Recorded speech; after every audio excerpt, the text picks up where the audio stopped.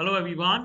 Welcome to the purple classes of the Rasindika IS Academy. Desh Badala, Padhai Badlo, and again I welcome you all in this session of the GS Paper 3 lecture of the UPSC Mains Examination. And yet today we are going to do a very important topic again on agriculture, because since we are right now doing agriculture, so again we have a very important topics.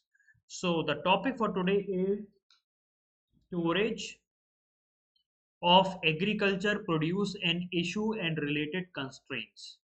So as the word you see as storage, you find that the word is very small. What exactly you can do with the storage? Storage is something like you are keeping something somewhere, right? But there are a lot of aspects related to this topic.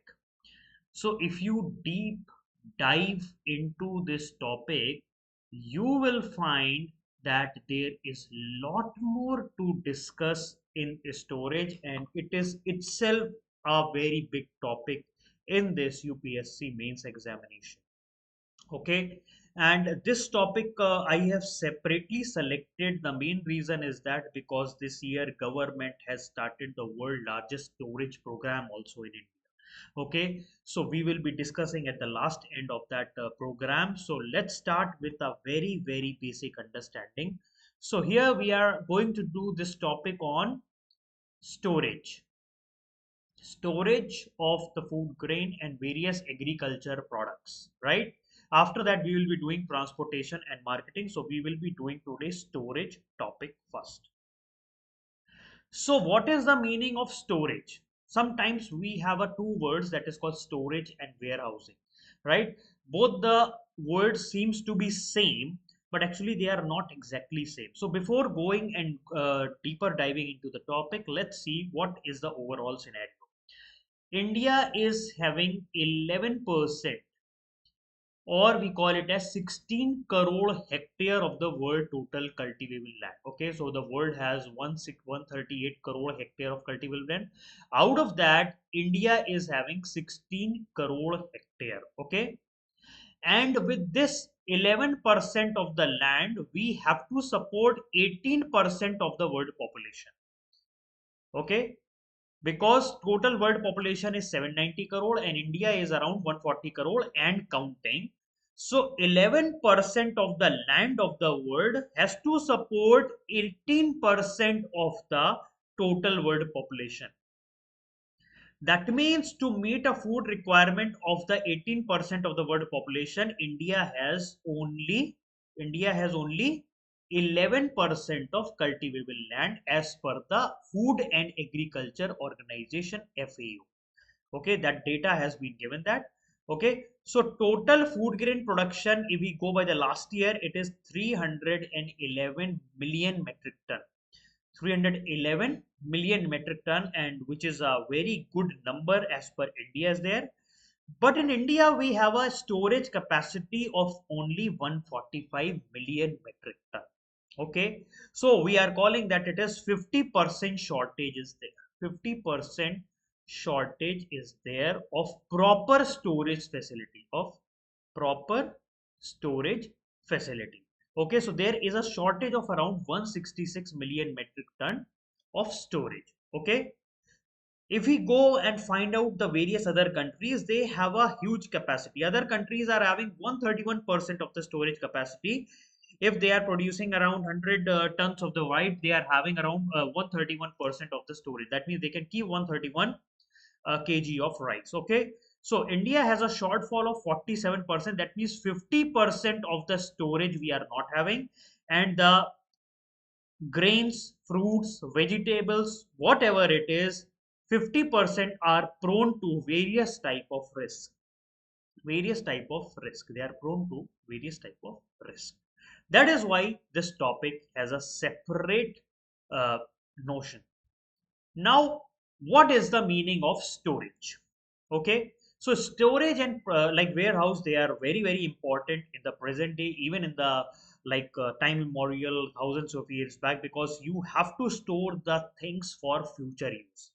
Okay, it is not like that if you if you need something now and you can just simply go and take it. No, you don't know what is going to happen in the future. So it is a precautionary measure. Okay, it is storage is called as a precaution that we take for future. Otherwise we don't have to take precaution if we are very sure about the future. So we are very uncertain about the future, so that is why we have to do storage. Storage can be of anything, but here we will be confining to our agriculture produce. Okay, so storage are refers to as a process of holding goods in designated places for certain period until they are ready for consumption or until their need or their demand has risen in the market. It can be for food grain. Okay, it can be for fruit grain, it can be for vegetables or any essential milk or something like that, you can call it that. Okay, so what are the important key aspects that are there in the storage? First of all, it is temperature control. Yes, storage is temperature control, where you keep the things at a proper temperature in order to preserve them. Like vegetables are there, vegetables require refrigeration, milk require refrigeration, fruits require refrigeration, right? They need cool and dry condition, right? Then you can also control humidity over there. Okay, so there are a lot of things which get rotten away in the moisture. Okay, so you need to make sure that humidity should not be there. Okay, or only minimal humidity should be there. Then pest control also happen in storage, because you spray a lot of type of insecticide, lot of pesticides and various other things which kills the pesticide, so that they do not attack the grain, food, vegetables or something like that. Okay, you might heard the story of like that, in the central government warehouse, rodent have eaten away 100 kg of rice. In the news time, in the newspaper, these type of reports are very common. Okay, so it is because of the storage is there, but proper maintenance of the storage is not there, and because of all these spoilage, contamination and all these things will happen. So storage provides us with pest-proof containers and pest control methods. Then packaging. Proper packaging of the goods, whether it is grain, vegetables, or anything, we have to do proper packaging as per the type of commodity or as per the type of like product, so that external factor like your light, air, and moisture do not try to change their composition. Okay, so packaging material also has to be selected in a proper way for storages. Okay, now we are coming into the warehousing. So storage is a common thing. Okay, storage is a common thing, and here we hold the things till we need it. Till we need it. Okay, we just keep it for longer time. Okay, we can keep it for longer time. So this concept of storage is simple, right? Then come the concept of warehouse. Warehousing. Warehousing have a complex functioning. Warehouse has a complex functioning. Warehouse has a multiple functioning. Multiple function. Warehouse has multiple function because it supplies, it do sorting. Okay, then it do organizing of the goods,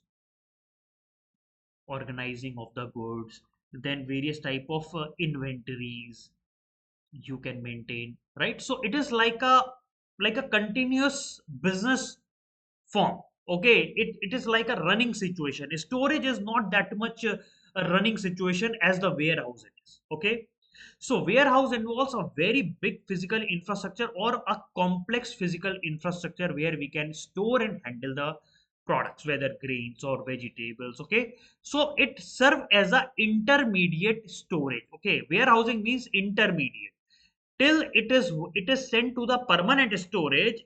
Warehousing means you are keeping it for a intermediate storage. From there the product will be distributed to various places. Okay, so facility design is one of the most important aspect of the warehouse. Okay, so it has to be have a very unique characteristics. Like for a food grain it has some different characteristics, for vegetable it should have different characteristics. So okay, various important things, whether temperature control, proper ventilation facility. Okay, based on each and every, so it is like a very specialized, very specialized storage agency. Okay, then inventory management you can do here. You can put like you can optimize your storage space here. You can minimize the waste. Okay, timely distribution, proper barcoding, RFID tags also you can put over here. Okay, warehousing it is. Okay, so warehousing is a modern concept of properly running a business in such a way that you are the product is coming and running over there. Okay, storage is something where you kept the product and you're keeping it for longer time. Warehouse, the product coming going like that. Okay, so there are a lot of things are there which are there in the warehouse. Okay, like various equipments are there, forklifts are there, pallet checks are there. You know, have you seen the conveyor belt, and have you seen that there is a, machine, yellow color machine, which lifts the product to the various upper shelf. Okay, so these type of equipments, these are a high technologically enabled warehouses are there. Okay, safety and hygiene are utmost important. They are utmost important over here. So this is the difference between the warehousing and storage. So here I have given you in a tabular column. So for your proper understanding, you can go and see this tabular column. Like storage is a physical holding of goods or material. Warehousing, we hold it and we process it also over there. Okay, so storage can occur at various places. So your warehouse is also a storage only. So storage is a big word, right? But warehouse is a specialized building. Storage maintain inventory till needed. In warehouses, we do efficient storage and management of the inventory. Okay, here it is just kept. Here we efficiently manage the inventory. Time frame short or long. But here in the warehousing, long-term storage is there. Activity it receives, sort, organize, and retrieve. But in warehousing, proper inventory management is going on. Like, okay, today 20 sacks of wheat has gone, and then 15 sacks of rice are coming, and like that. Okay, order fulfillment also happens from here. Packaging and shipping also happens from here. Complexity as per storage, it can vary. It can be a simple storage to a complex system. But in warehouse, it involves structured operation and very specialized feature, so it is also a complex one. Storage scope is broad. You can put storage at any place. Even your house can act like a storage. Even your small shop can act like a storage. But warehouse require a very dedicated facility. Okay, you cannot simply call anything as warehouse. No. You can call anything as storage, but everything you cannot call as warehouse. Warehouse are a very specific places, very dedicated place which are needed. Okay, so this is storage and warehouse. Now we are moving into the type of storages. So there are two type of storages. One is underground storage and another one is surface storage. Okay, underground storage and surface storage structure. First of all, we will go for underground storage. You know, in there are a lot of storage facility which are dug out structure. Okay, they used to dug the they like a well they dig, or like a square field they dig, or a rectangular field they, and then they plaster it, whether with the plastering is done with a cement, or you can do it with your cow dung. Okay, so underground storage is like a what we call it as a um, mm, natural type of storage. Natural type of storage that we call it as. Okay, so you can put like sand lining, you can put, or you can make it with a form of a bricks, you can make it from a stone, you can be rectangular, it can be circular. Okay, so based on the type of the work and what is the type of the thing that you wanted to kept over there, you can keep the size vary. Okay, so they are safer from threat of external source of damage. Okay, such as theft, rain, or wind, because they are underground, and you save the things if you are making something underground, because the things like air, wind, all these things do not create problem for that. Okay, so underground storage space can be temporarily be utilized for some other purpose also. Okay, you can just like, it is not like that you can utilize for only certain particular things. No, you can utilize for any other purpose, whatever purpose you wanted to make it. Okay, so and it is storage structure are easier to fill up owing to the factor of gravity. That means if this is a structure, okay, if this is a structure, 1 minute, let me make a structure.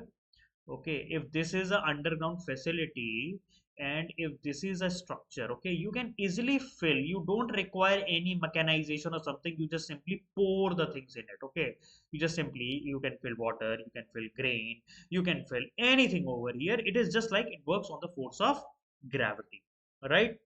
Then we have a surface storage that we normally see everywhere. Okay, then we see everywhere. Food grain in ground storage structure can be stored in two ways. Okay, in ground, on the surface, either you keep in the form of a bag or bulk storage, or we call it as a loose storage, or we call it as a loose storage, right?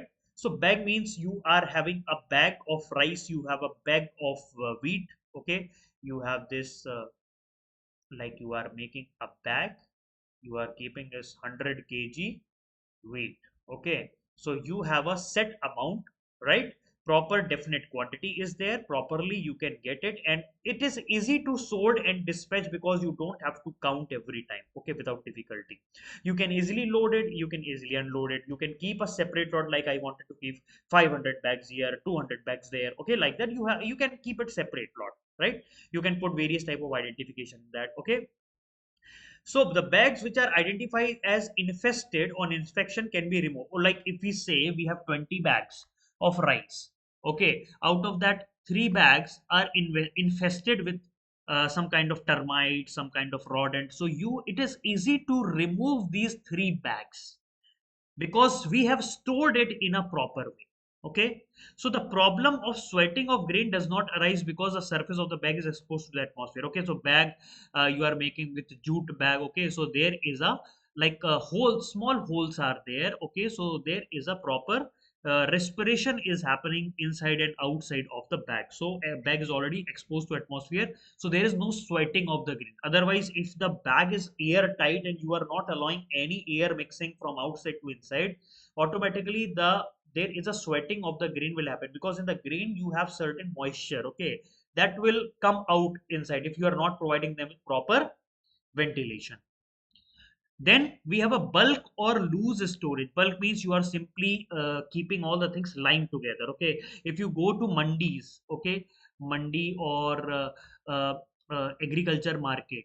Okay, if you go to mandis and agriculture market, you will find that rice and wheat lying in a loose way, in a loose way. Okay, so per unit weight they normally used to calculate over there. So there is a high danger of getting damaged, because if anything happens, wind is there, fire is there, water is there, rain happens, flood happens, so you cannot control this bulk or loose type of grains. Okay, so automatically the pest infestation is less because almost airtight condition in the deeper layers are there. Okay, you are just putting it very deeper, but some upper part will be like there may infestation happen, but in this pest infestation is less because of almost airtight conditions are there in the deeper layer. Okay, if the layer is above, so it may attract the pest, but if the layer is down, okay, if you are loose, like if you are keeping it loose and in a bulk area, so the downward layer are safe from. So government of India has also made effort to improve storage facility at a farm level, so we will be discussing in the later on. Now, improved grain storage. Right now, we have discussed like these are surface grain storage, these are bag storages, and various other things. Now we are moving towards the improved grain storage. What is the new improved grain storage? Okay, what is the improved new grain storage? So first of all, we will talking about the for small scale storage. आपको बहुत छोटे amount में like around 1.5 to 15 quintals, if you have to store, so you can use PAU bins. Okay, these are the galvanized metal iron structure. Okay, these are the iron structure which can store up to 1.5 to 15 quintals of the grain or whatever you wanted to store in that. Okay, so this bin design is highly durable. Okay, so it is actually is above the ground, and it is like highly galvanized, and the rust will not be there in that. So it also help in prevention of pest and moisture because it is going to be airtight. So because it is a galvanized metal in which we have galvanized it, the outer core or inner core of the iron, it is highly durable, sturdy, and it is resistance to corrosion because of galvanization. Okay. So farmer, normally it is for farmers who are medium scale farmer or small scale farmer. They use this PAU bins for storing grains such as wheat, rice, and maize. Okay, so this help in protecting them with pest, humidity, and various other things. So, and it is not that much costly, so it is highly cost effective and efficient solution for grain storage. Then we have Pusa bin. Pusa bin is a storage structure typically constructed using a mud. So it is made from the natural way. Pusa bin in a natural way, like, and with a polythene film embedded within the wall. Like if you are making this bin, okay, if this is a bin from mud or brick, okay, you are putting bricks over here like this. You are putting bricks, right? Please bear with my diagrams. This is a brick. Please assume this is a brick, and then there is a layer of polythene. There is a layer of polythene that they put over here. Okay, so that moisture prevention, and you can store the grain in a dry atmosphere. Okay, so quality of the grain will remain. Okay, so wherever so this pusa bin is utilized where mud and bricks are easily available. So it is very cost effective solution, and it is not costly also, and everybody can have this bin. And if you think that like those medium and small scale farmers are there, they are normally utilizing this pusa bin because it is easy to construct at their fields, at their homes. Okay, and it doesn't require much capital invested. Okay, so they are highly affordable, accessible storage option for the farmer, right? Now, polythene film is very, very important here because it help in preserving the quality of the stored grain. Then we have a hapur tika. Hapur tika. It is a cylindrical storage structure made up of rubberized cloth. Okay, so we have a rubberized cloth. Okay, that means a thick cloth which is rubberized. Okay, and it is supported on a bamboo poles. Okay, you put a bamboo pole. Okay, like you have this bamboo, you have this bamboo, and then this is a support that you are getting, and this is a cloth piece, rubberized cloth piece, right? So and placed on a metal tube base. Okay, so once it is done, and here we have a metal base. Okay, we have a metal base, right? And there is a small hole through which the grains can be removed. Okay, so there will be a small hole. Okay, there will be a small hole from which you can take out. Okay, if you go by the concept, like if you go to the semi urban area or rural area, you will be seeing that before these uh, atta and wheat, you now right now you are getting all the wheat normally in the bags, right? But earlier people used to go to the spinning mill, and where they just put the wheat and then they get the wheat out of it, right? So in home they store in this pusa bin. It is a very big steel tin, and in a cloth base, and below that is a metal base, and then they have a hole from which you can take out the grain. Okay, so it is cylindrical in shape and use rubberized cloth material so that it protects against the moisture. Bamboo poles also offer structural support because bamboo poles are highly durable and strong. And metal tube, this metal tube helps in stability. Health and stability. So this is another storage technique which is utilized for storing the grain. Normally, look, farmers and their household they normally utilize to use this. Okay, it is again a portable storage solution and cost-effective solution, but only for a limited storage you can do, and it is normally for your house consumption, and it is for a small and medium farmer. You can utilize.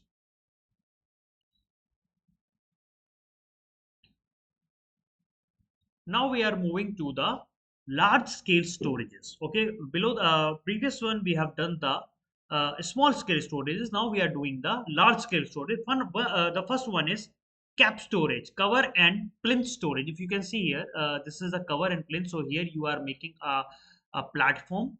You are making a platform over which you are keeping these sacks of wheat or rice or whatever it is, right? And then you are covering it with a like whatever the cloth bag or stacking, but whatever it is, you can cover it. Okay. So here you wanted a brick pillar of a height 14 inches. Okay. So these pillars have a groups in which wooden crates are fixed, proper wooden crates in the below. You can fix a wooden crate, right? So these in these wooden crates, you started putting the bags of food grains, right? So see, if you can see, this is a very simple concept, easy to keep, easy to store, easy to move, right? It's a very quick and efficient solution for large scale storage needs, right? So these wooden crates provide stable base. You can stake them over that, okay, one by one by. So the way, have you seen that how the container ship are staked? Similarly, the wooden base is in the form of a stake. Okay, above that you can put the wooden base will act like a crat, and above that crat you start storing and staking the bags, right? So it is highly economical because you don't need much money for making that, and otherwise you require huge structures and everything. So it is a very economical way and inexpensive way, cost effective solution for storing large quantity. This method is scalable, that means you can scale it to how much storage you can do. Okay, it can adapt to huge amount of storage needs. Okay, you just need to increase the slabs and you just need to increase the crates and you start storing that. You don't need again a big structure or something like that. No, it is just like you are increasing the base and you are increasing the crate and you are storing it over there, right? So since the bags of the food grain are stacked above the ground level, it's facilitate easier access and loading. Okay, since they are loaded on the stakes, cracks. So it is easier to insert, easier to take out, and because of that, it will be easy to monitor the grain quality and various other things. So this is a very easy way which you go to mandis. If you go to mandis and agriculture market, you will find these type of storage first, and after that inside them there are godowns are there. Okay, then we have another large scale storage that is called silos.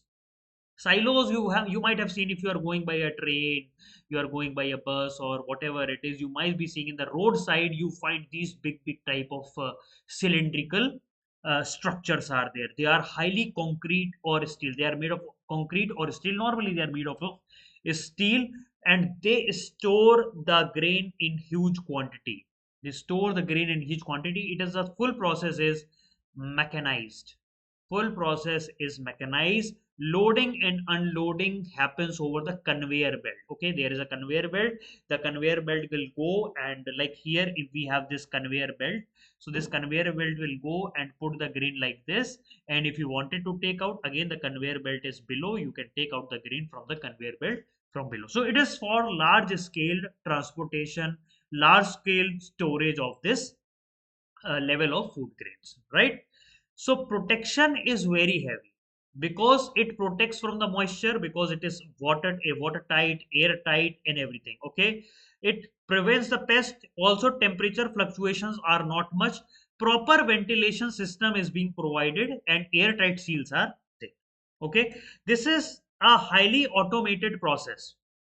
You can control it from the room only. Okay, you don't have to go to these silos. You have to just press certain buttons on the computer and automatically the conveyor will start, automatically the silo will open and it will release the amount that is needed, and it is again get closed. So you just have to like it is all work like a automation, and because of that the safety is also intact over there. Since it is a whole automated process, it requires high amount of steel construction and huge construction infrastructure.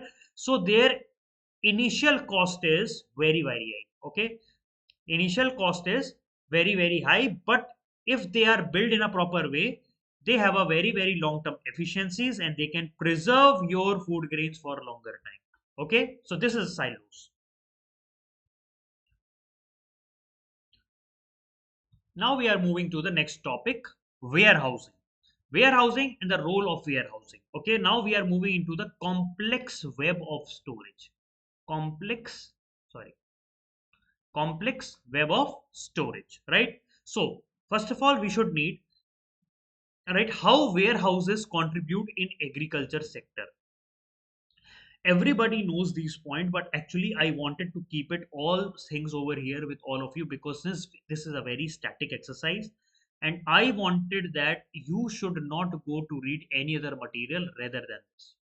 It is the full and final notes that you are having. You read the videos, supplement, you see the videos, and you just supplement it with current affairs, and rest everything is done. Okay. So warehousing, the main purpose is storage. Obviously, it provides a very secure environment for proper storage. Then seasonal storage, like it is like that. There are a lot of products which are based on season, year-round storage. It provides year-round storage, like it can provide for milk also, it can provide for vegetables also, it can provide for fruits also, it can provide for grain also. Okay, during peak time harvest is there. Okay, so warehousing allow farmer to store their surplus product during the peak harvest time, and they can take out whenever they are needing when they wanted to release it. Where in warehouses we are able to maintain the quality because these places are highly temperature control, humidity control, proper ventilation control, and proper quality and freshness of the stored product is maintained. Market access. So market access means warehouses enable decision making power of the farmer. They don't have to do distress sell. Okay, so in warehouses enable farmers to store their product near the major market. Okay, if I am living in Delhi and if I am coming from Jewar, so in Jewar I will be having a warehouse. Okay, I will be having a warehouse where I have put my vegetables.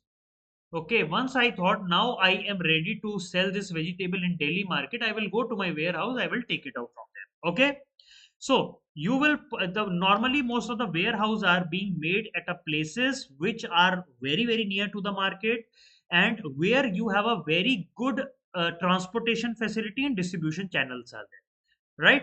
So the reason is that because warehouse are being created there because it reduces your transport cost, and timely delivery of the product will also happen. If your product is in Delhi and you have to deliver it to Kolkata, okay, so long distances not done, right? So normally the warehouse are being made where the market is very nearby, so that proper negotiation of the product can happen over there. And once the negotiation is over, or very sudden the product will be delivered to the person and the money will be received. Okay, so this is the role of this warehousing whole work. Then warehousing also help in value addition because they provide for proper cleaning of that thing. Like if you bring potatoes, if you bring potatoes are filled with mud. So in warehousing, you are having facility of cleaning, proper grading, proper sorting, and proper packaging of these. So your product getting value added service over there. Risk management. Once you are storing in a warehouse, you can the farmer will be able to mitigate various type of risk like price fluctuation, adverse weather event, because since he's storing in the warehouse, so there will be no issue of a price fluctuation. So farmer will be only selling his product when he finds that yes, my product now will be sell at good price. Okay, otherwise if there is no proper warehouses, then farmer will do distress sell.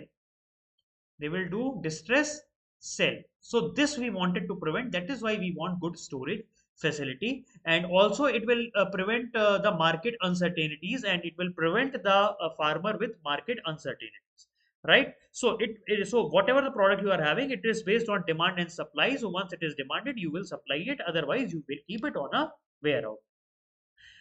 Financing. Warehouse agriculture products serve as a collateral. You know, warehouse provided warehouse receipt.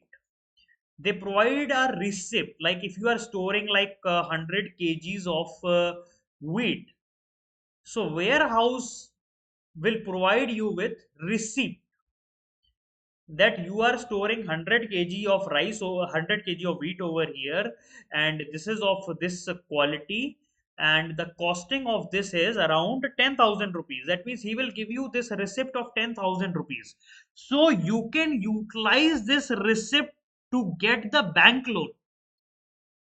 Warehouse receipt you can utilize to get the bank loan, because bank has that receipt as a guarantee that if you are not able to pay your money, the bank can take control of your wheat.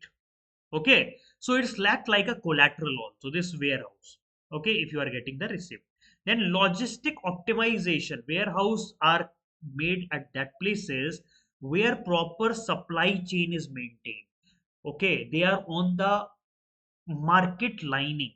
Okay, wherever there is a market, there is a transportation network, back chains, above chains. Okay, and then back chain supporting things are there, everything are there. So it helps in reducing the transportation bottlenecks. It reduces the delays and overall efficiency of whole supply is maintained, right? Now, working of a warehouse, how the warehouse normally works. Government has created various act. Okay, so here we can see the acts are the warehouses, central warehouse, state warehouse. So they have created the various warehousing acts, central government warehousing act, state government warehousing act. So it is like warehousing development and regulation act. It came in force in 25th October 2010, and this act has also decided to create warehousing development regulatory authority. Like in all the in our country, we will be having a lot of warehouses, whether it is centrally controlled or whether state controlled. Okay, so this is going to run with the help of an act, that is statutory act, Warehousing Development and Regulation Act, under which we will be creating warehousing development and regulatory authority. So this regulatory authority will be taking care and taking in charge of all the central warehouses, state warehouses, wherever it is, and they can they can do the regulatory checkups over there. Okay, the major important thing of warehousing act that has been passed is the warehouse negotiable warehouse receipt, NWR, negotiable warehouse receipt, because it will help the farmer to get the credit facility from the bank, because this receipt will help farmer as a collateral. Okay, farmer can provide this receipt to the bank as a collateral to get the loans, because bank will have a guarantee that since he is having the negotiable warehouse receipt, that means he has kept some product in one warehouse.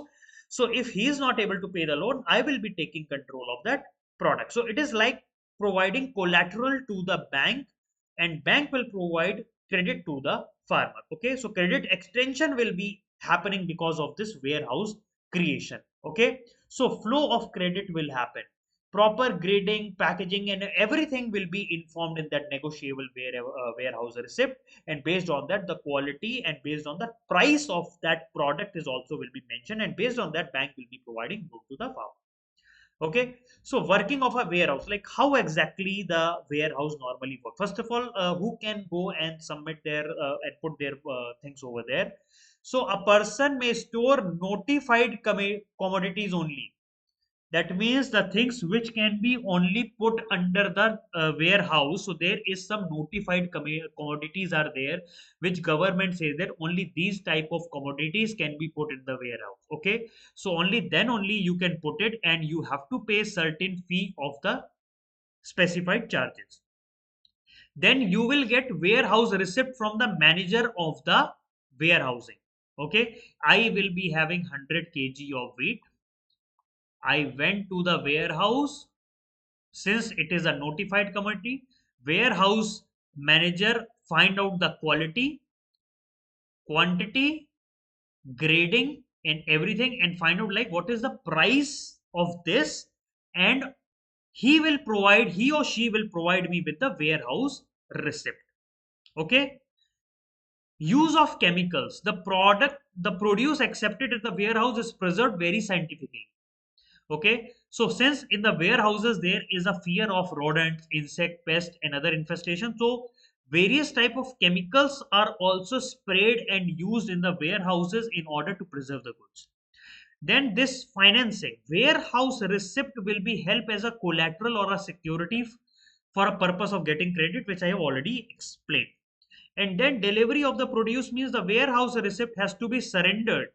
Like if you are now coming after 2 months, if you are coming and you are saying that now I wanted to take out my 100 kg of weight, so you have to surrender your warehouse receipt and take away your product after paying the storage fee. So this is how this whole warehousing system works.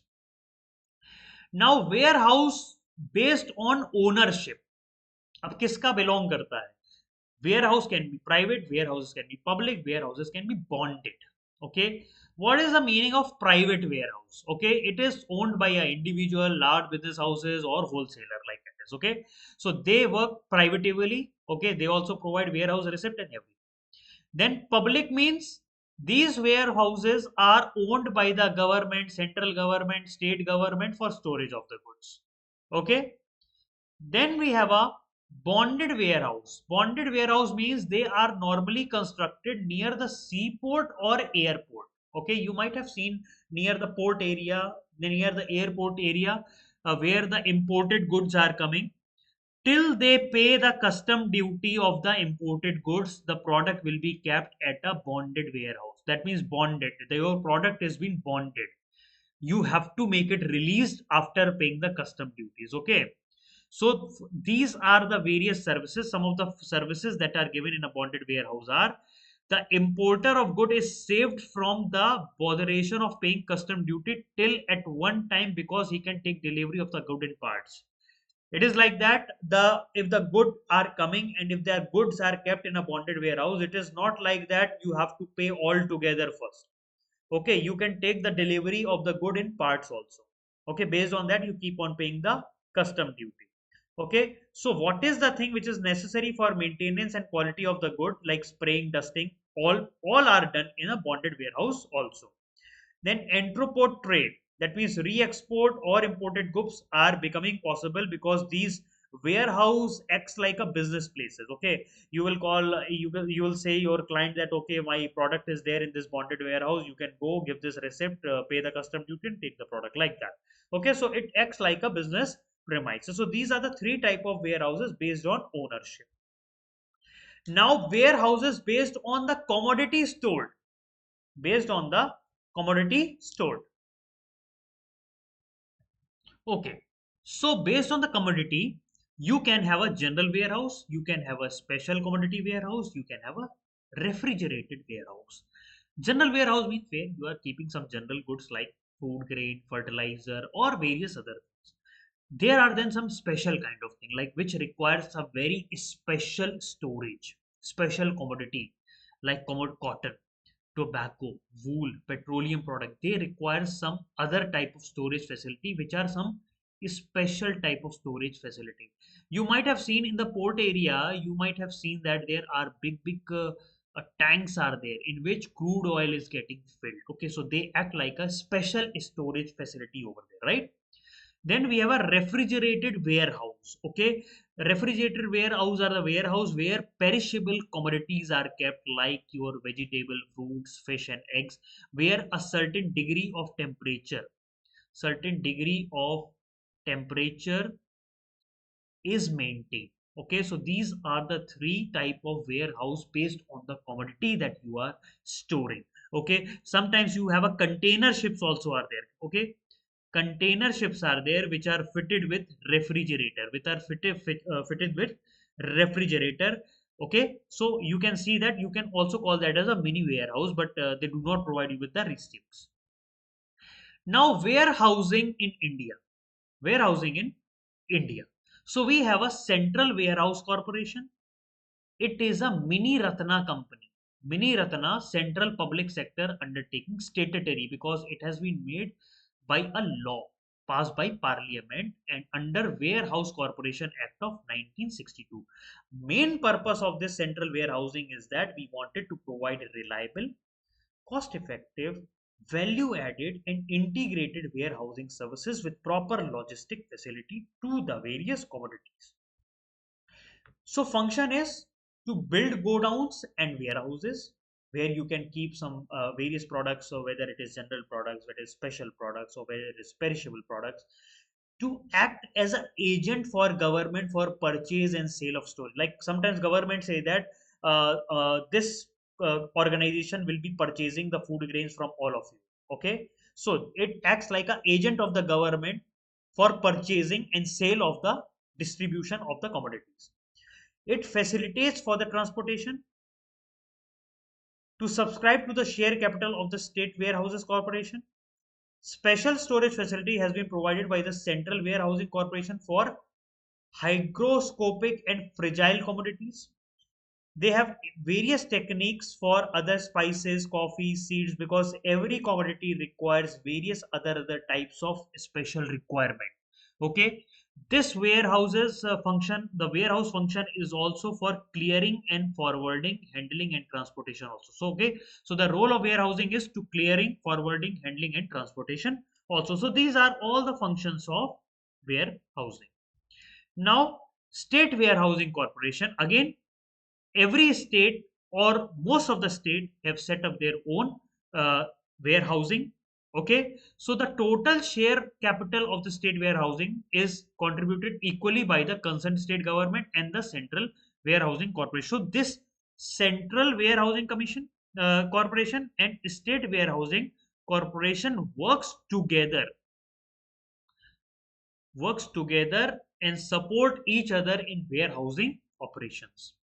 Now, Warehousing Development Regulatory Authority, which we have earlier discussed, the main objective, like you should know, like what exactly is a Warehousing Development Regulatory Authority do. So the main objective is negotiable warehouse receipt system, to create a negotiable warehouse receipt system in a digital way, so that the data can be utilized. Like if I am having a negotiable warehouse receipt, and if I am from up, and if I am going to Kerala, okay, I can utilize this warehouse receipt in Kerala also. That means we wanted to set up a function which is integrated throughout our country for scientific storages. Okay, so the main function of the authority is to make provision for development and regulation of warehouses, like negotiable warehouse receipt, registrations of the warehouse, promotion of scientific warehousing goods. So all the things which we need in a warehouse, all the things which we need in a warehouse has to be done by this warehousing development regulatory authority. Okay, now you can see here warehousing receipt benefits are there, a lot of benefits are there. For farmer, it is better price and commodities, access to timely credit, reduce storage losses, that is benefit for the farmer. What is the benefit for the financial institution and bank? Because it reduces the cost of lending, because bank can take away their collateral, also reduces the bank risk, reduce tax, price drop alert is there. For trader, it is increase in trade, reduce cost transaction, reduce counterparty, right? And for government, it is helpful in central monitoring, it reduces cost regulation and rural development will happen. For insurance company, again there is an increased business. Okay, so with negotiable warehouse receipt, you can do insurance also of your product. You said that my product is here in this if I say in a Kanpur warehouse number 1, I have my 100 kg rice. Okay, I have a negotiable warehouse receipt. I will give to the insurance company. I will say that I have 100 kg rice, but I have a fear that it may get destroyed. So please insure me. So this insurance company will check their negotiable warehouse receipt, and based on the quality and everything, they will insure their rice. Okay. So this is an increased business for the insurance company. Lower insurance premium, product innovations will be there. Okay. And what is for the warehouse service provider? Higher capacity utilization, and warehouse will also generate revenue out of it, right? So it is a win-win situation for every stakeholder.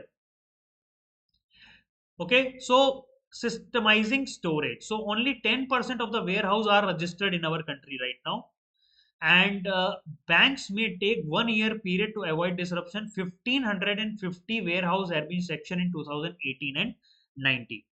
Okay, so in April, RBI has increased the loan limit for bank lending against negotiable is to 70 lakhs, based on the type of a loan that you are needing, right? So to ensure greater flow of credit, so and proper regulation of that, right now present capacity of warehouses is 173.65 million ton, and for cold storage it is 37.83 million ton. So we have a separate cold storage session today only.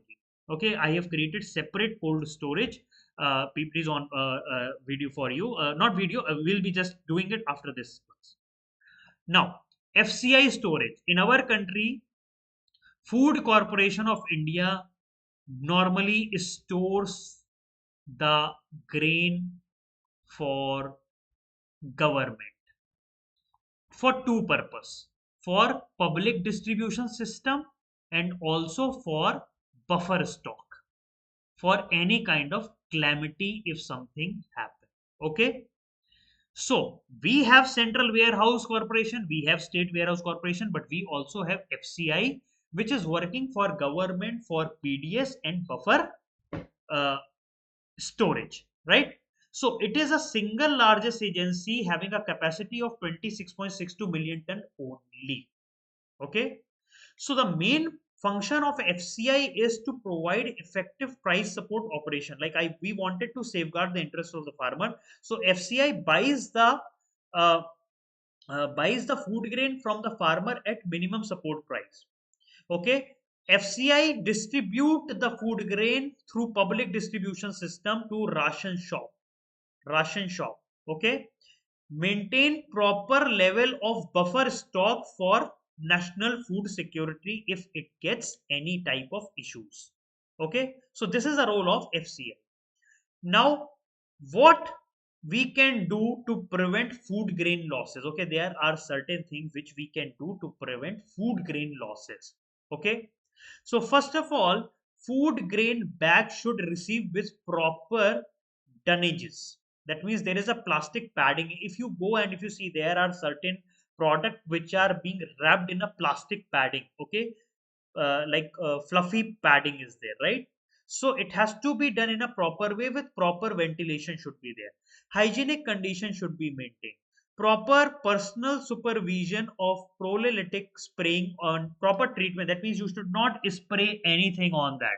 Okay, proper supervision is needed for spraying various type of chemicals in order to prevent the pest and rodents and various other type of insecticide, right? Then ensure provision of adequate tarpaulins and polythene beds should be there, right? And proper uh, separation is needed so that the thing should not get mixed with mud. Okay, so whenever you are transporting something, sometimes your product gets fell on the floor, and because of that it gets mixed with the mud. So that proper polythene bags has to be utilized for that. Okay, so spreading of tarpaulins, polythene bit gunny wrappers has to do. And before loading the food grain bags to avoid oozing in route, proper full covering of loaded bags with tarpaulins to provide pilferages. Okay, it should be properly covered. The whole bag should be properly covered in order to avoid any kind of pilferages. Right? Proper aeration of the air should happen. That means there should be some outer covering and layer should be there so that the air passage can happen properly. Okay, and completely avoiding dumping of spillage on the sticks. Okay, do not uh, dump any kind of spillages on the stick. So these are some of the important ways which you can do for food grain preservation without deteriorating without deteriorating their quality, and the quality remain intact, and it can be utilized and it can be stored for longer time period. Now, how the food grain is procured by FCI? How food grain is procured from the SPI? You know, when Green Revolution started, okay, in 1960s, we have a bumper production of the food grain, but we have to now store it somewhere, right? So Food Corporation of India, along with other government agency, they provide proper price assurance and storage facilities. Okay, so FCI buys the things from their large number of purchases center. Okay, FCI has created large number of purchase center where the farmer can come and sell their product. Okay, and it is also mandated that the purchase center should not be more than 10 kilometers far. Okay, it should be within the range of 10 kilometer where the farmer can come and give. So around 12,000 purchase centers for wheat and more than 12,000 center for paddy everywhere are there post harvest season. to collect the food grain and store it in the FCI, right? So this is a very extensive network of storage of the grain. Okay, so every year FCI purchase 15 to 20% of the wheat production of India and 12 to 15% of the rice production. So wheat and rice are especially for public distribution and for buffer.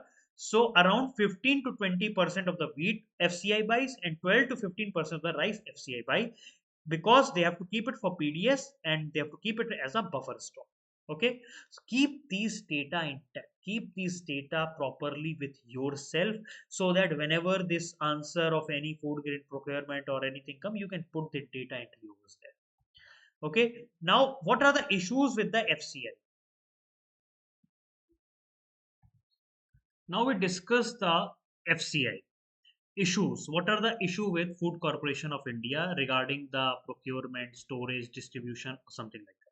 First of all, is that FCI has a lot of storage facility, but their storage facility are not up to mark, which is needed for the scientific proper way of storing the something. Okay, because they have a very insufficient warehouse and poor maintenance of the existing ones, because they are very old and the proper maintenance is not there, and still the old warehouses are being used, which are being invested with rodents, pest and everything, right? So because of that, there is a leakages are also there. There are leakages are also there, which led to the grain spoilage and pest and moisture and improper handling happens. So this is the real uh, issue with the warehouses of the FCI. Quality control. So it is because quality of the food grain is very important, but FCI has faced a lot of criticism for its lacks of quality control, because it has been seen that the grain which is coming into the uh, public distribution system, they are of not good quality.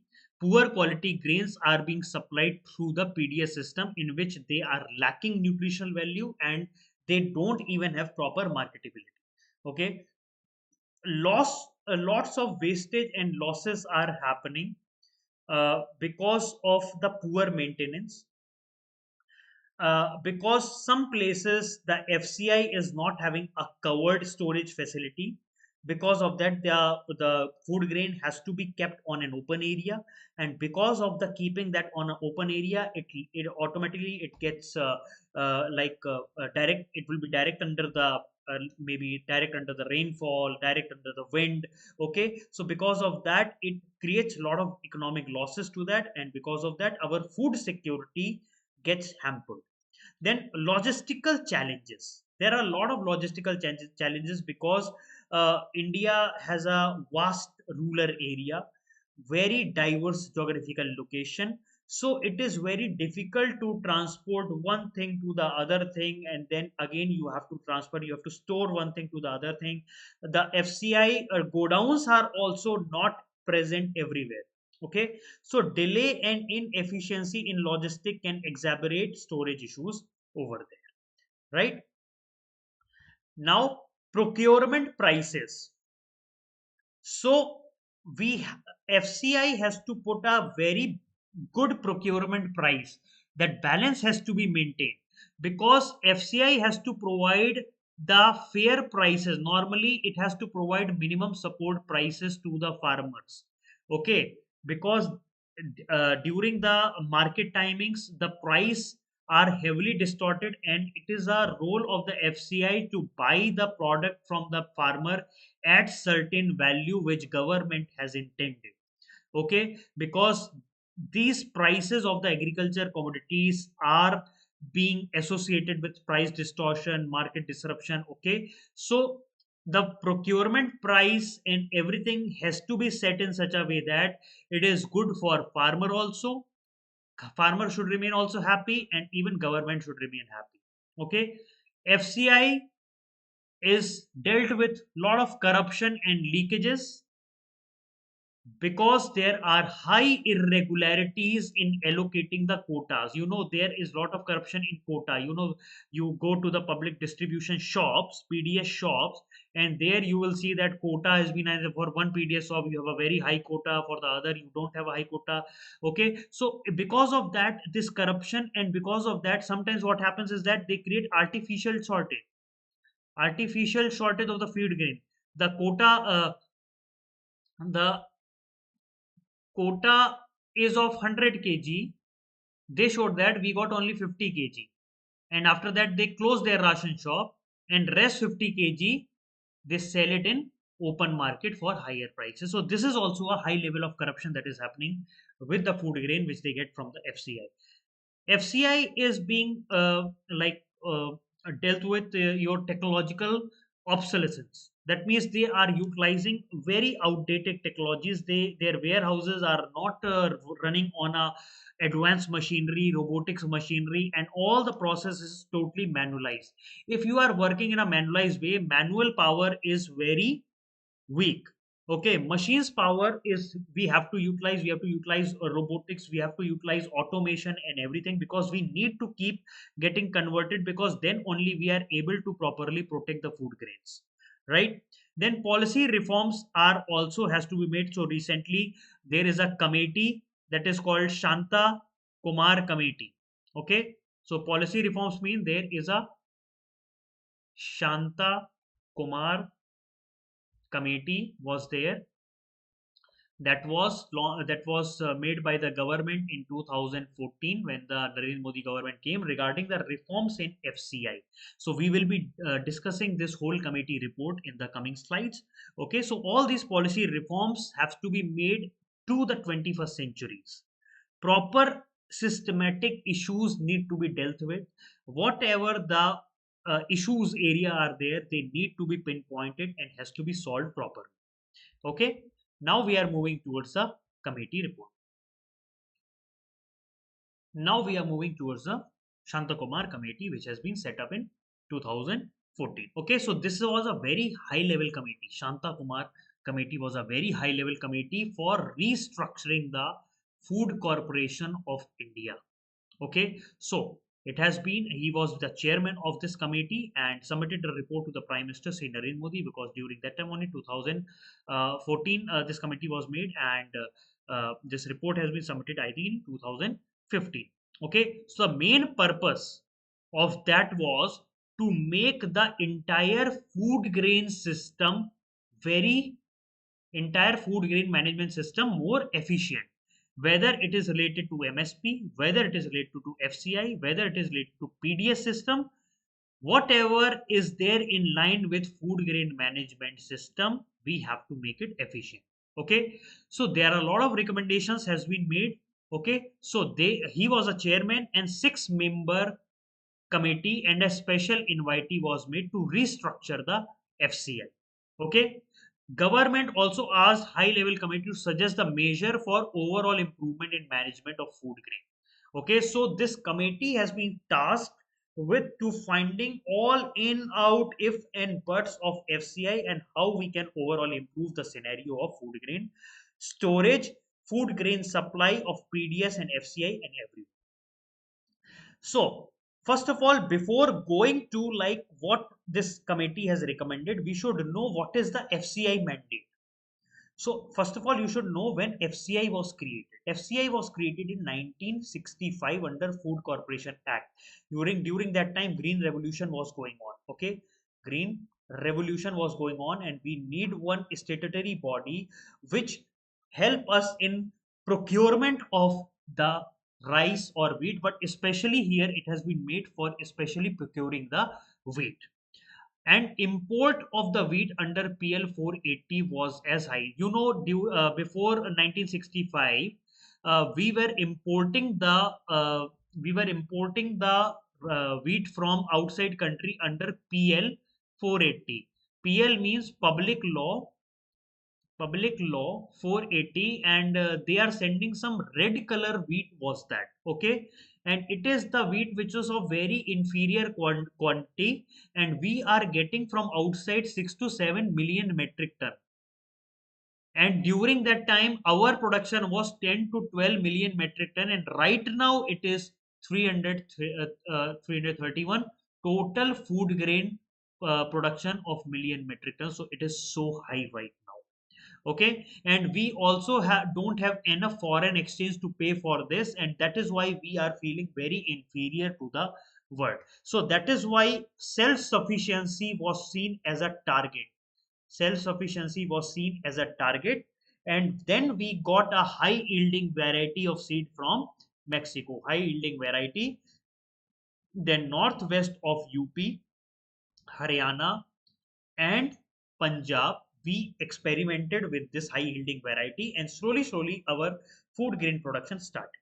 Okay, so main function of FCI is to provide effective price support. The main function of FCI is to procure and supply grain to the PDS, and also to keep strategic buffer of basic fruit grain to stabilize the market. Right now, last year, government has to stop the wheat, and government has to supply the wheat to the uh, local market in order to stabilize the prices, rice, wheat. Okay, so government use this strategic buffer in order to stabilize the prices. If the prices are going very high, government will release the wheat in the market so that the prices get subside. Okay, so this is the role of the FCI. Now, what are the important recommendations that are being given by the Shanta Kumar committee? Okay, so first of all, they said that we have to reduce the number of beneficiary. Earlier, around 67 to 70% people are the beneficiary of this public distribution system. But Shanta Kumar committee said that you have to reduce it to 40%. In this 40%, everybody will come. Every poor people will come. Then he said allow private player to procure the and store the food grains. Okay, let the private participation is also needed.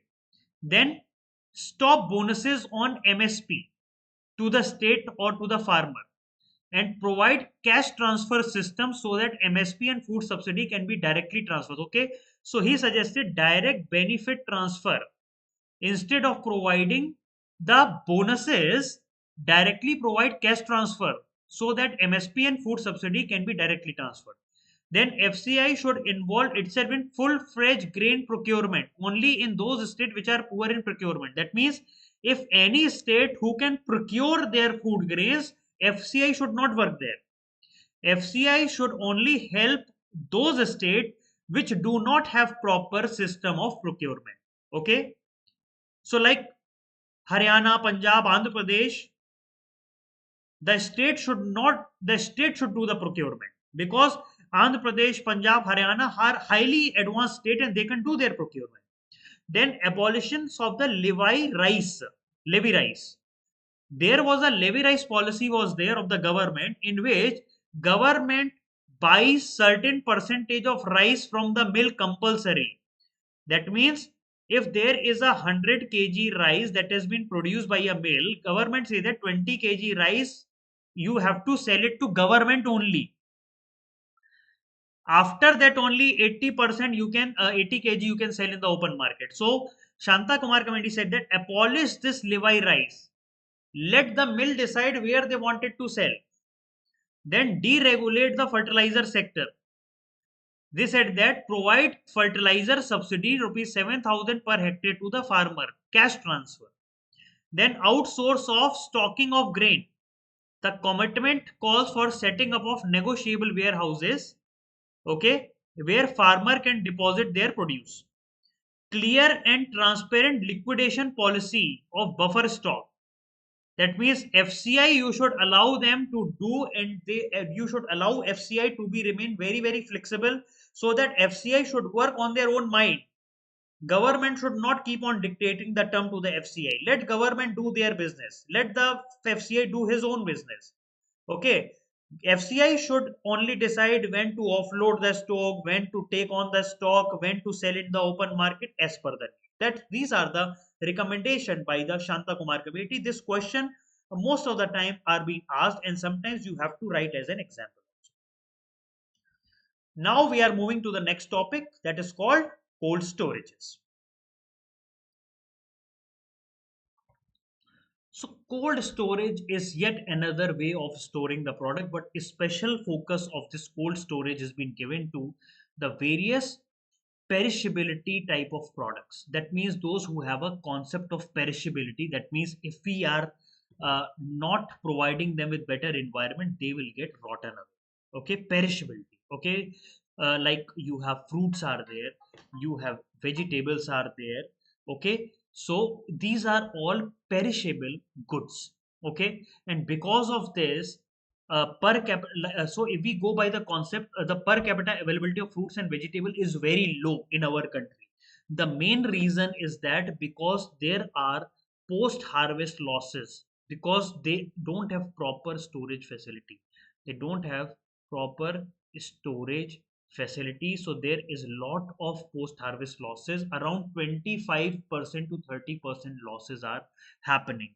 Okay, and since this is the loss that is happening which we cannot recover, and whatever is left, it also gets deteriorated slowly and slowly by the time it reaches to the consumer.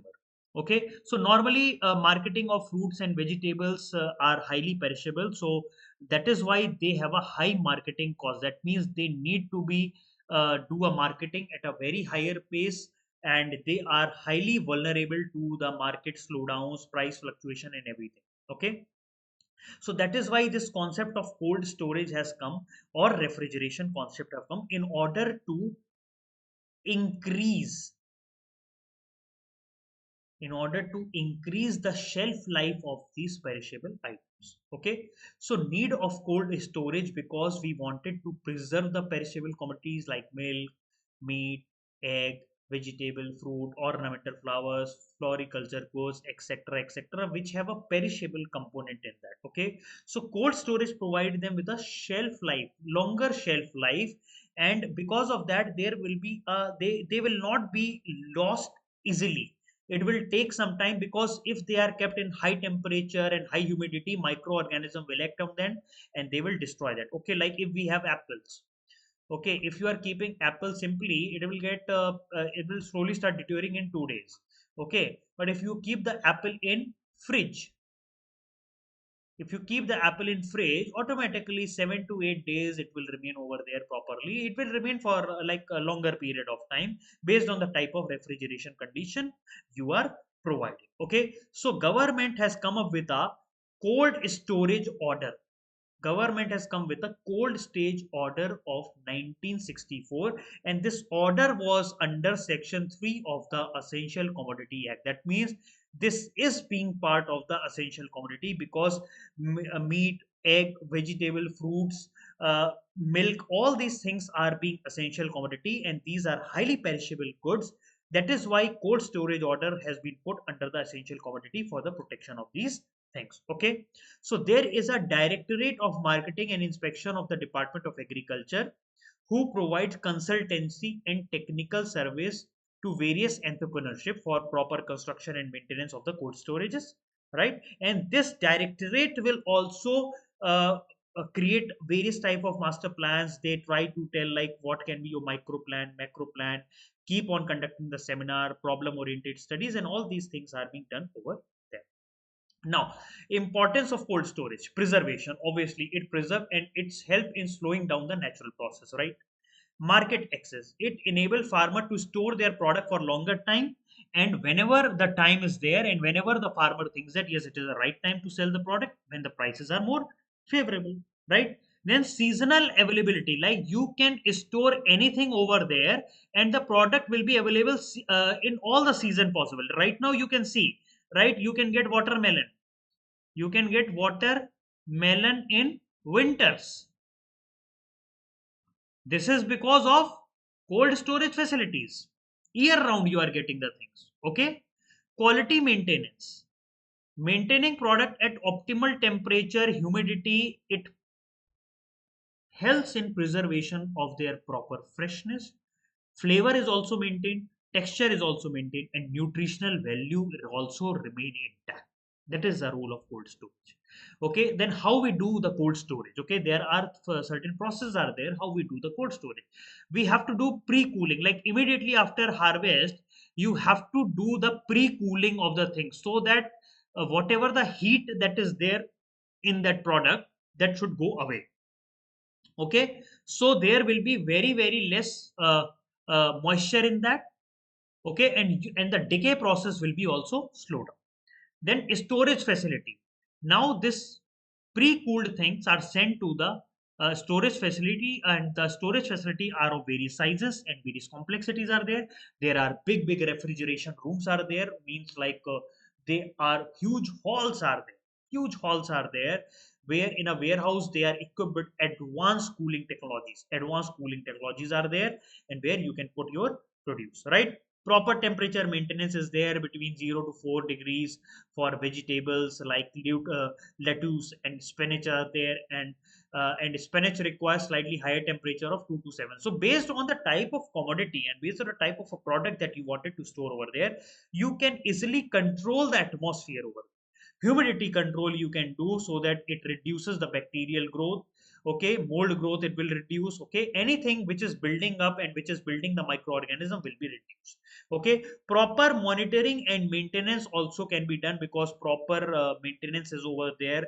Proper shelf is there, proper shelving are there. You can keep your product at proper shelf and you can monitor your product from anywhere. Okay, so this whole system of cold storages are run on a very highly energy efficient way. Then it also reduces the losses, because perishable goods are kept for longer time and there will be less decay and you can utilize, and there will be very less spoilage will be there. Extended shelf life, obviously because of their less perishability, less deterioration, it will be remaining for longer time. Market flexibility, so since this cold storage provide you with market flexible way of doing business. Okay, so you can put the things in the cold storage and you can take out whenever the market is favorable for you. Till then everything will remain proper. Then value addition will also happen. You can come to the cold storage and you can ask for like various type of services like sorting and cleaning and proper inventory type of things are also you can do it over there. So that is a value addition you can do. Then food security. Cold storage plays a very critical role in ensuring food security, because you are saving the food over there. The food is not getting spoiled. Okay, it is going to be distributed the way it has come inside. Okay, so wherever the region which are very prone to seasonal shortage, all of a sudden drought happens, all of a sudden flood happens. So these cold storages help in storing the crops over there, and they help in maintaining the proper food supply chain. Now, status of cold storages in India. What is the status of cold storage in India? Right. So around there is we are producing around 314 million tons of fruits and vegetable. So this is around 80%, 18% of agriculture output. So we know that in India we have a like higher diverse agroclimatic conditions are there, right? So we require a very good amount of cold storage system. We wanted to keep it for like we have a high and vast increase in the productions are there, but our country is lacking the cold storages. And as we all know that we have only the cold storage of around 34 million ton. 34 million ton cold storage is there. I think in the previous slide we have done, I think the number can be slight ups and down. You can just correlate with the current affairs. Okay, so but right now the cold storage facility is available for some important commodities like potatoes, orange, apples, grapes, pomegranates and everything. But still we are lacking behind in a good amount of cold storage facilities. So government is working in this field and government is investing in a lot of scheme and money in order to build cold storage facility around the country at every places, so that any type of perishable goods, any type of perishable fruits or vegetables can remain intact for. Now, storage of food and storage condition, like food of many other commodities are preserved and stored at a low temperature in order to prevent the spoilage, right? So there should be no bacteria, there should be no molds or nothing like that. Okay, so there are various type of product. There are three types of products are there. How many type of products are there? Three types. Food that are alive, and food that are no longer alive, and commodity that benefit from the storage control temperatures. That means those who are alive, like your fruits and vegetables are alive. But those products which are no longer alive, your meat are there, meat is there, fish is there, and other products are there, right? Then commodity that benefit from storage at controlled temperature, beer, tobacco, khandasari, all these things. So you have a different products and different way of uh, storing them. Okay, and these all products have their different type of bacteria act on them, different type of molds act on them, and they have different type of spoilage agents are there. Okay, so it is very much needed that we should keep and we should preserve dependent on the type of product we are storing. One type of system for one product is not same for the other type of product. Whatever you are needing for meat storage, you are not going to utilize for the beer or tobacco or fruits or vegetables. Every product, every commodity require a different type of support, right? So living food such as fruits and vegetable have some natural protection against the activity of microorganism. Okay, so they keep on preserving themselves, and that is why we also have to make sure that we reduces their respiration rate. Okay, till the rate, so rate of ripening or rate of maturity, we make them slow down by keeping in the cold storages. Then how we preserve the non-living materials? Okay, because they are also highly susceptible to the damage, because they are dead tissues, they can decay, because live things do not decay. But when anything get become dead, automatically the body itself start decaying. So if you are providing them long term storage of meat and fish, it has to be done at a freezing temperature. That means below 15 degrees Celsius, or below 15 degrees Celsius, minus 15 degrees Celsius, you have to keep at a freezing temperature, because at freezing temperature, the body microorganism will also stop working. Okay. But if you are storing fruits and vegetables, then temperature should not be at a freezing point. Okay, it has to be of a certain category from 1 to 2 degree or 3 to 4 degree, like that. Okay, like if we have some product like apple, tomato, oranges, okay, they cannot be frozen. Okay, they cannot be frozen. Okay, so there are a lot of products are there which can be frozen, which cannot be frozen. So based on the product and type of requirement, you can put them in the cold storages. Now, what are the technology that are utilized in the cold storage? There are two important technologies that are utilized. Like, one is vapor absorption system, and another one is vapor compression system. So, what is this vapor absorption system? What it is? So, this is the technology that is VAS. VAS technology means vapor absorption system. Under vapor absorption system, it is a costlier technique. Okay, but if you are utilizing it in the long run, it will become quite economical. That means you will get more benefit than your initial cost, and it will also help in conservation of energy. And but there is a limitation that if the temperature requirement is below 10 degrees Celsius, then it has some limitation, because a lot of fruits are there which require temperature below 10 degree, like fruits, vegetables. So under that technique, you cannot store at this place. Then comes VCS. VCS stands for vapor compression system. Vapor compression system are cheaper than VAS. They are cheaper than VAS system, and they are of three types. They are of three types. One is diffuse type, second one is bunker type, and third one is fin coil type. So diffuse type are costlier, and they are normally utilized when the height of the room is low. Okay, right? Then bunker is the cheapest one where the room height is exceed 11.5 meter and above. And then fin coil, which is 5% costlier than bunker type, and it is also highly energy efficient. Okay, so there is like, what I am trying to say is that you remember like type of storage technologies. This is technologies. Okay,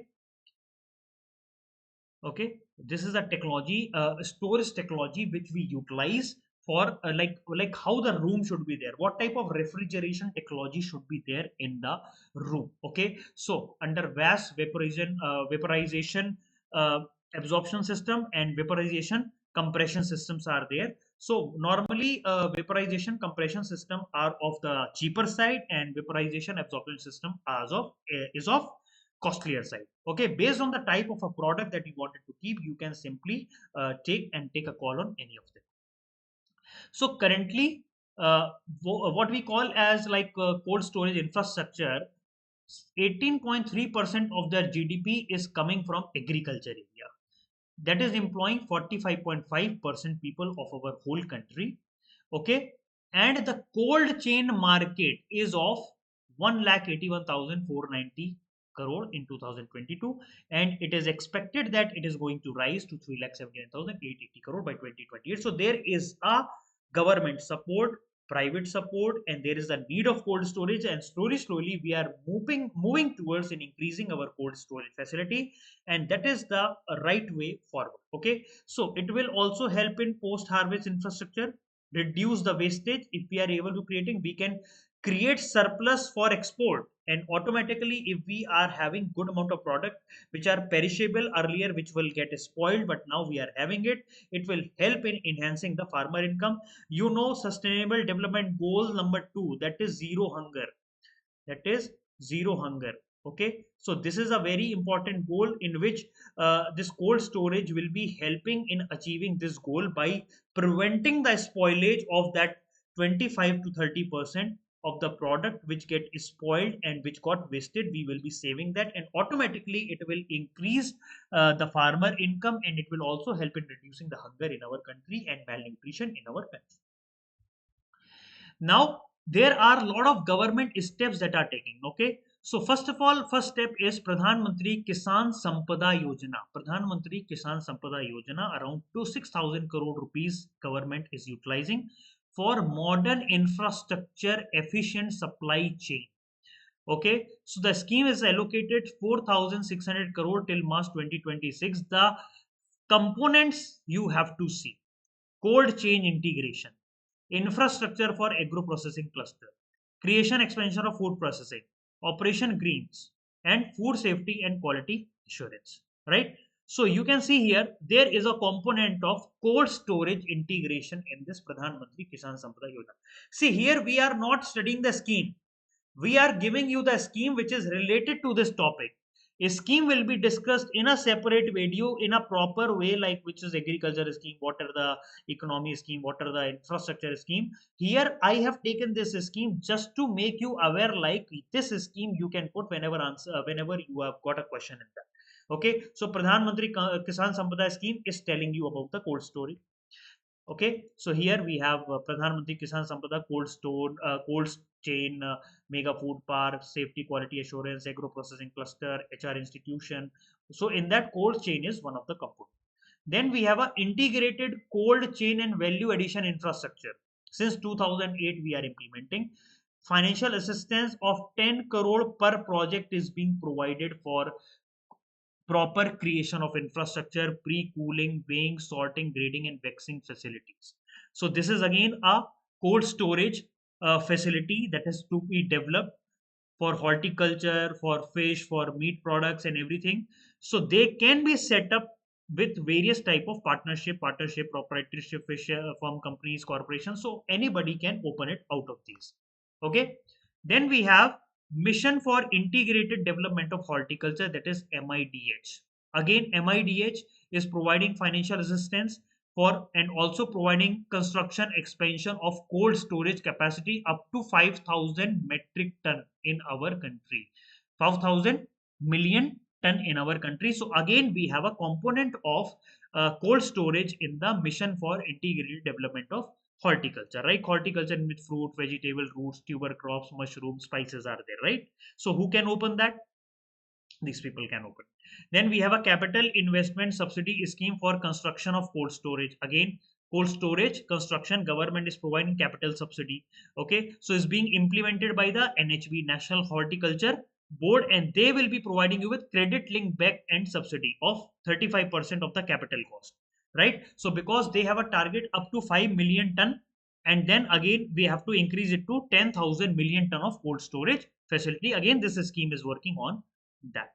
Then Pradhan Mantri Matsya Sampada Yojana, government has released this scheme with INR 20,050 crore rupees for 5 years. So critical gaps related to fish production has to be tackled over here. In that, Again, infrastructure for fish storage has to be there. Again, we need cold storage for this process. Okay, so there is going, like, we are going to have a fish production of 22 million metric ton.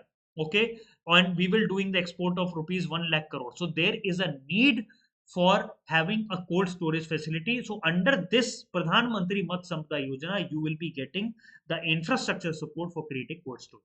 Then government is also providing priority sector lending for construction of storage facilities, warehouses, market yard, godowns, and silos. And there is a special fund that has been created of rupees 2000 crore by National Bank for Agriculture and Rural Development, that is NABARD. They will be providing you with credit facility for food processing sector, for modernizing the food sector, and at the same time for the storage of that sector. Now, construction of cold storage facility assistance from the government under National Horticulture Mission. Government is providing you with various type of funds where you can open up a storage silos or any type of cold storage facility. You will get support from the National Horticulture Mission also. So assistance is being provided for development of post harvest infrastructure. Okay, obviously we need post harvest, because once the thing has been taken out, like once the flowers are being taken out, then we have to store that at certain place at particular temperature. Okay, so technology missions for integrated development of horticulture, where Sikkim is there, Jammu Kashmir, Uttarakhand, Himachal Pradesh, these are known for their flowers. Okay, so they are running a capital intense investment subsidy and construction schemes are there, where they will be modernizing the cold storage for their horticulture products. Again, here you can see for National Horticulture Mission is also providing money for construction of the cold storages. Then Agriculture Process and Food Product and Export Development Authority, APEDA, is also providing assistance under the scheme of infrastructure development for cold storages facility. So all these schemes what we have discussed till now, they are all providing cold storage infrastructure post harvest storage of these things. Okay, now national policy on handling, storage and transportation of food grain.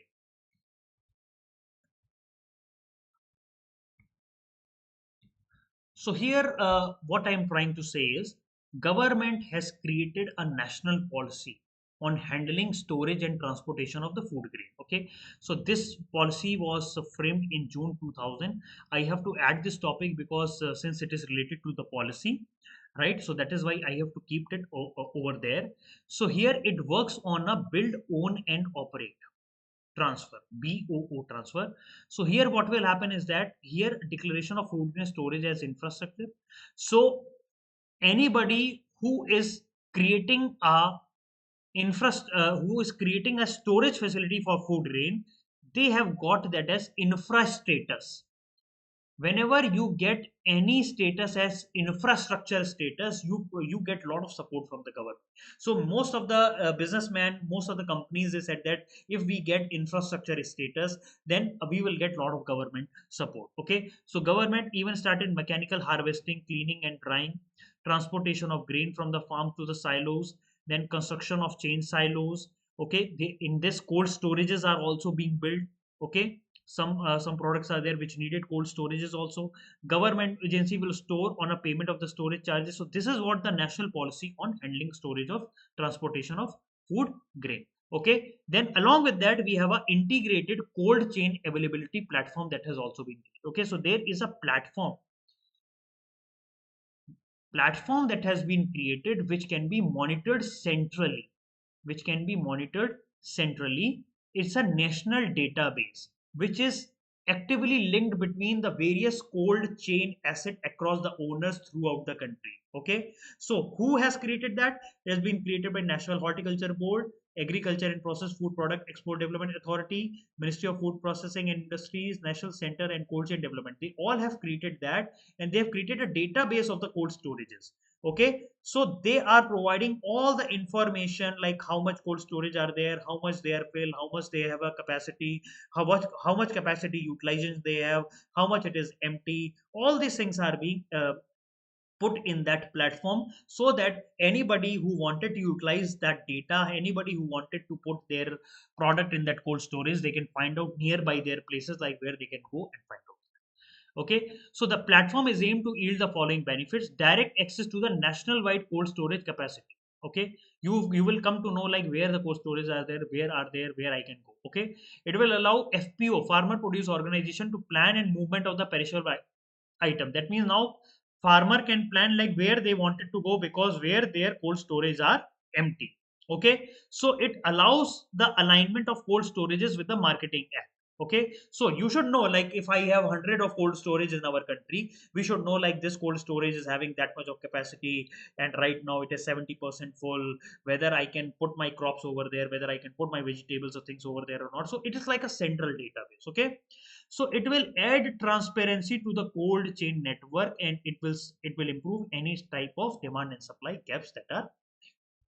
Okay, now we are moving to the last topic of today: world largest grain storage.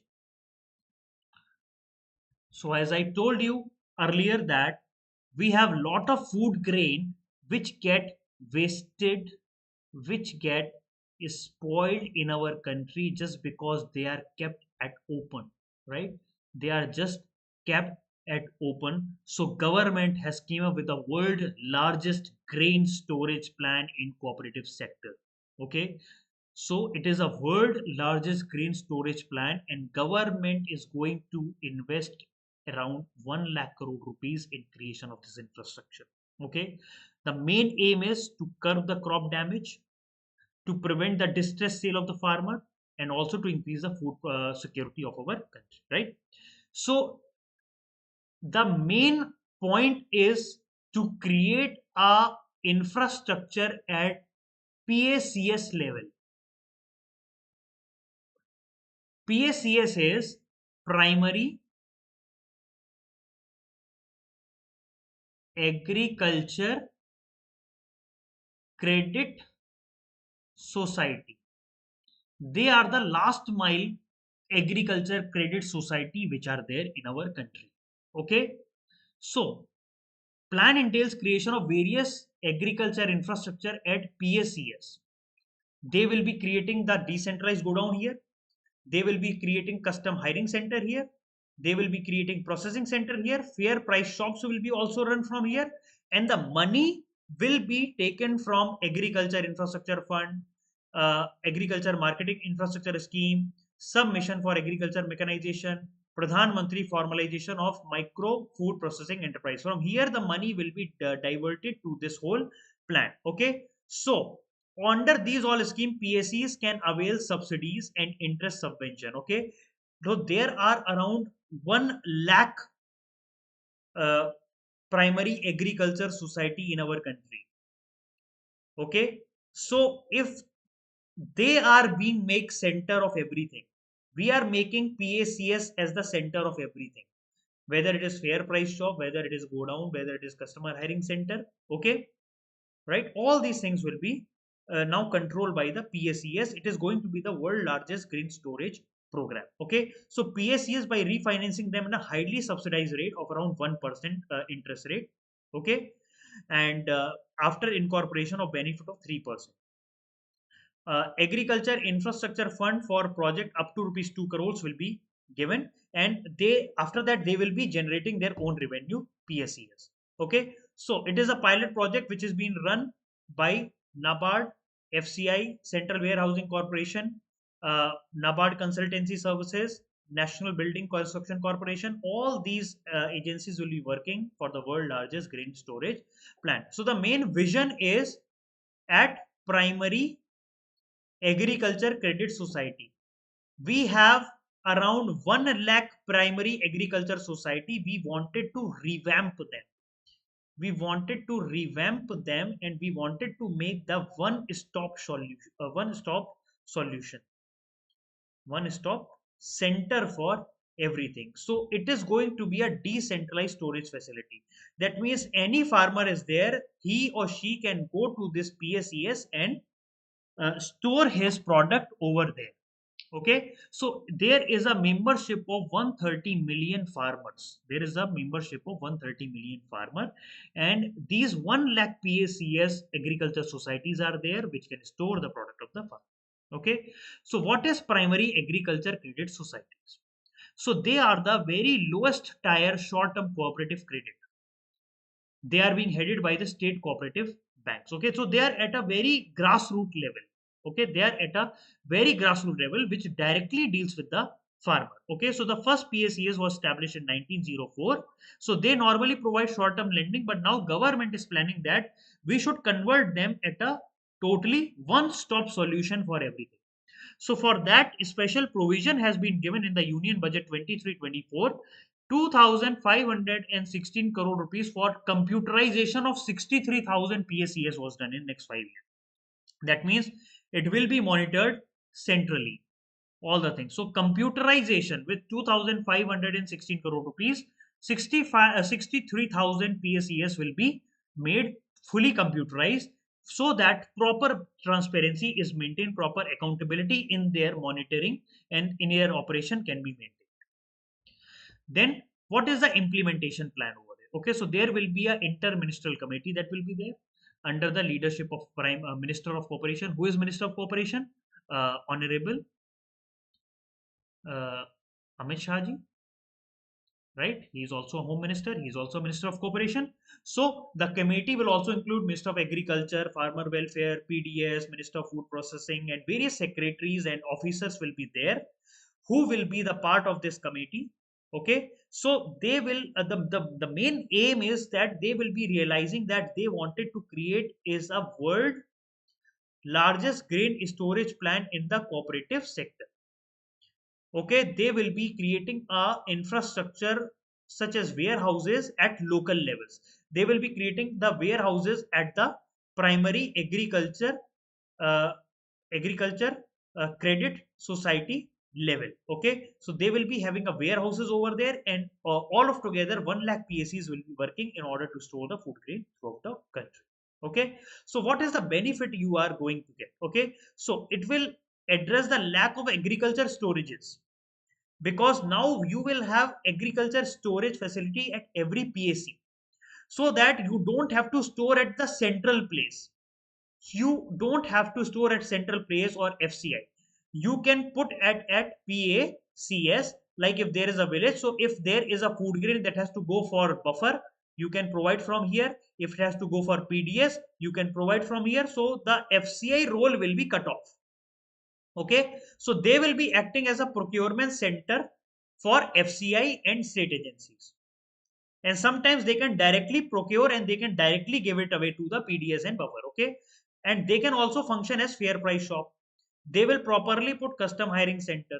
They will create common processing center for grading, sorting, and storing of all the products. So this will, so why this approach is there? Because this approach will be helping in minimizing the transportation and procurement cost, right?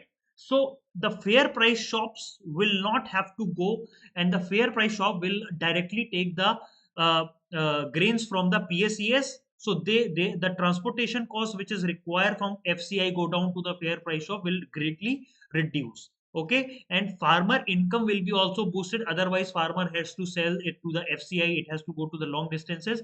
Now farmer will put that at the primary agriculture society, and then it will help in boosting the farmer income also. So this is what the world largest green storage program in the cooperative sector. So these ministries are there which are involved in that: Ministry of Agriculture and Farmer Welfare, Ministry of Food Processing Industry, Ministry of Consumer Affairs and Public Distribution. Then under Ministry of Agriculture, there will be a convergence of the plan, that is Agriculture Infrastructure Fund, Agriculture Marketing Infrastructure Scheme, Ministry for Integrated Development of Horticulture, and some Mission Agriculture. So under Ministry of Agriculture, they will get condensed. Then Ministry of Food Processing, there will be two schemes that will be converge, that is Pradhan Mantri Kisan Sampada and Pradhan Mantri Formalization of Micro Food Processing.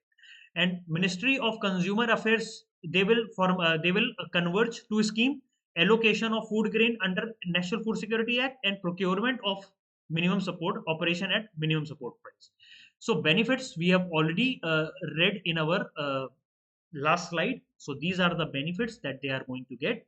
Okay, so I hope all of you have enjoyed the session, and I will be coming in with the next session. Till then, bye bye, take care, and have a good day. Bye.